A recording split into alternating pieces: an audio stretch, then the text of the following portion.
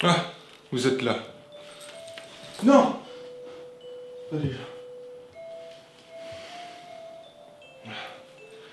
C'est mieux.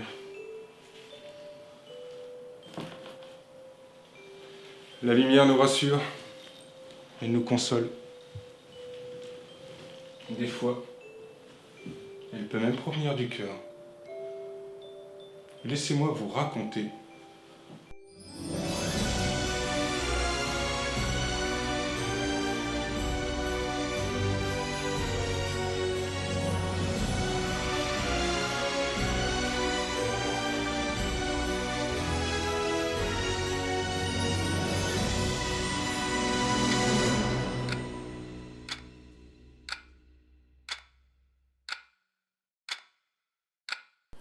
La neige tombait depuis le matin, silencieuse et obstinée, recouvrant les toits d'un manteau épais.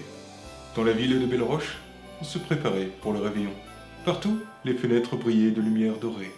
Des parfums de cannelle et de soupe chaude s'échappaient des cuisines. Et la place centrale scintillait sous les guirlandes électriques et les lanternes suspendues.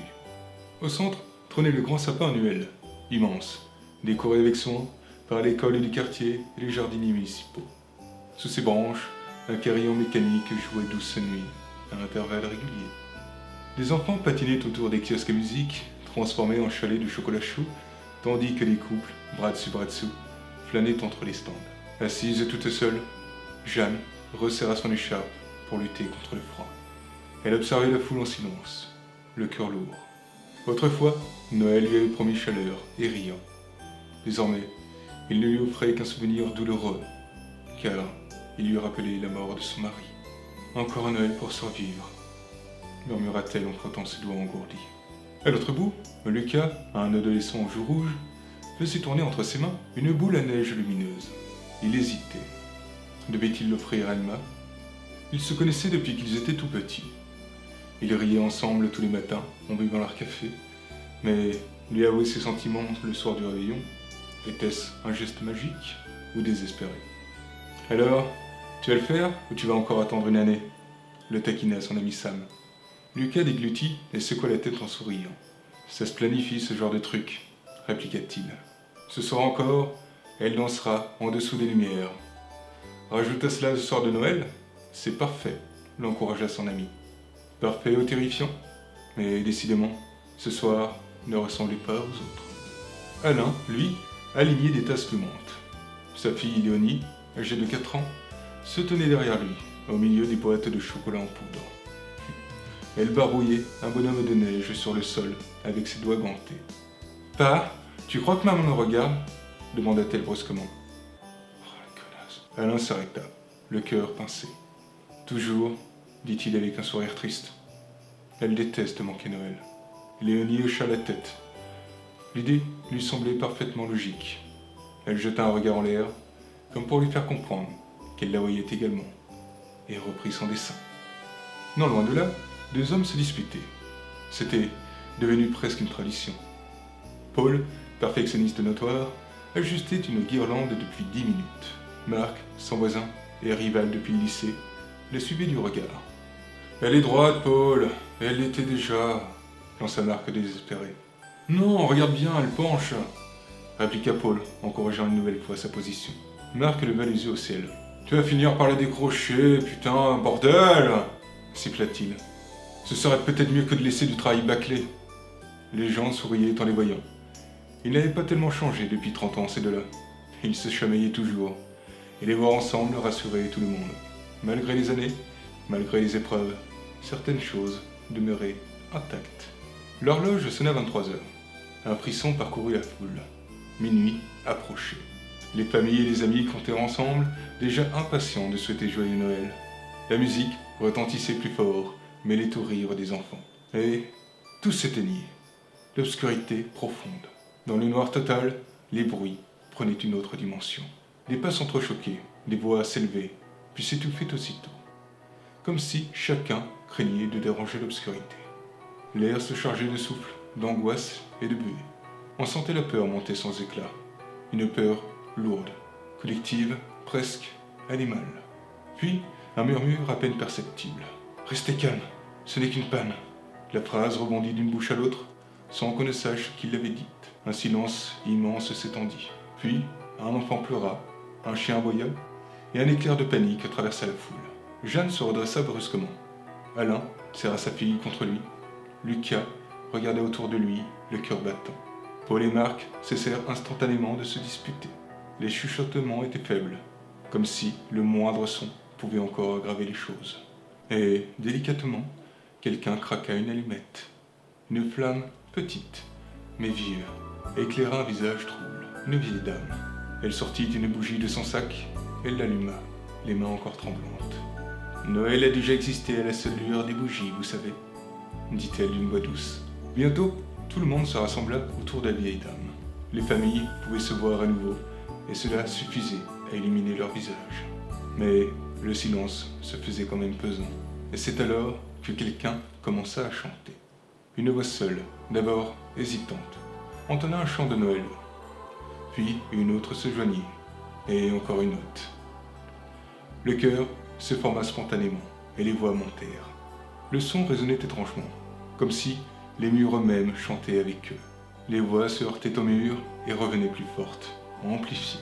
Ce n'était pas un chant parfait, mais un cri d'humanité mêlé à la peur. Un cri qui disait « Nous sommes encore là ».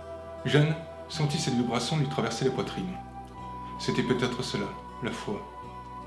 Pas celle qu'on prie, mais celle qu'on partage. Elle n'avait pas chanté depuis la mort de son mari. Et cette nuit-là, quelque chose se fissura en elle. Comme si l'obscurité autorisait enfin la lumière à revenir. Elle se leva et rejoignit le cercle. Une chaleur monta en elle, douce et inattendue. Non loin, Lucas cherchait Emma dans la foule. Il la repéra, assise dans un coin, la lumière de la bougie faisant briller ses yeux. Il sentit ses jambes trembler, puis, porté par le chant collectif, il marcha vers elle. Il balbutia, entendant maladroitement la petite boule. « Joyeux Noël !» bégaya-t-il. Elle le fixa, surprise, puis sourit doucement. « Merci, Lucas !» lança-t-elle avec un sourire. « Tu veux bien rester près de moi ?» Et il crut s'effondrer. D'abord parce qu'il était soulagé qu'elle accepte son cadeau, mais également parce que ses jambes étaient en train de le lâcher.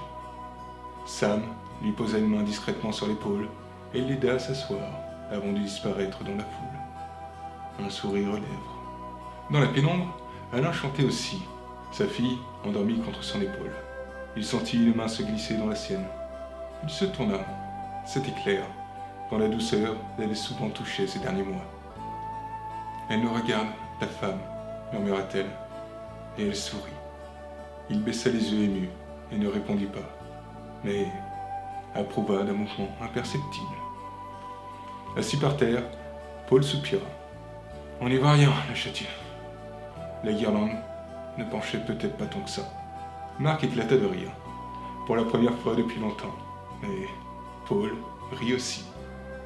Les chants continuèrent, les gens partageaient des tasses de chocolat et parfois des biscuits, sortis comme par magie. Un adolescent prêta ses gants à un vieil homme qui avait froid. Les voisins, qui ne s'étaient pas parlé depuis des années, se serrèrent la main, sans un mot, mais avec la sincérité du cœur plein. Les enfants, au lieu de pleurer, jouaient à faire danser les flammes de la bougie, émerveillés par cette nuit étrange. Et ces petits cons réussirent à l'éteindre, et la vieille dame n'avait plus d'allumettes. Des soupirs fusèrent, et les enfants se remirent à pleurer. Alors, Lucas lança un coup de coude à Emma, et lui murmura quelques mots.